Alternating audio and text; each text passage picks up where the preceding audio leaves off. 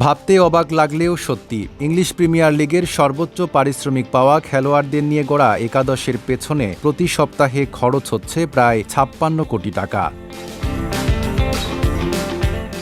এই একাদশের গোলরক্ষক ম্যানচেস্টার সিটির জিয়ানলুইজি দনরুম্মা, সপ্তাহে তার বেতন ২,৬৫,০০০ পাউন্ড। রক্ষণে রয়েছেন Dominik Szoboszlai, William Saliba, Virgil van Dijk ও ইয়োস্কো গাভারদিওল। এই চারজনের সম্মিলিত সাপ্তাহিক বেতন ১০,৫০,০০০ পাউন্ড। মাঝমাঠে আছেন রায়ান গেভেনবার্গ, ব্রুনো ফার্নান্দেস ও জ্যাক গ্রিলিশ। তিনজন মিলে সপ্তাহে পান ৮,৮০,০০০ পাউন্ড।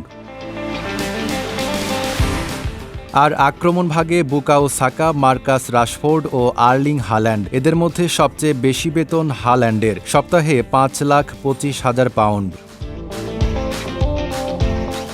সব মিলিয়ে এই একাদশের খেলোয়াড়দের সাপ্তাহিক বেতন প্রায় ৩৩,৭০,০০০ পাউন্ড, যা বাংলাদেশি মুদ্রায় প্রায় ৫৬,২২,০০,০০০ টাকা। অর্থাৎ মাত্র ৭ দিনে এই তারকা খেলোয়াড়দের বেতনেই খরচ হচ্ছে কোটি কোটি টাকা।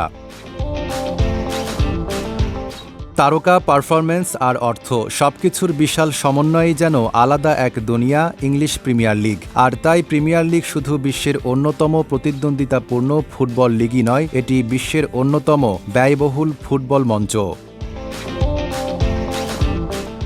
Desk report, Dhaka post.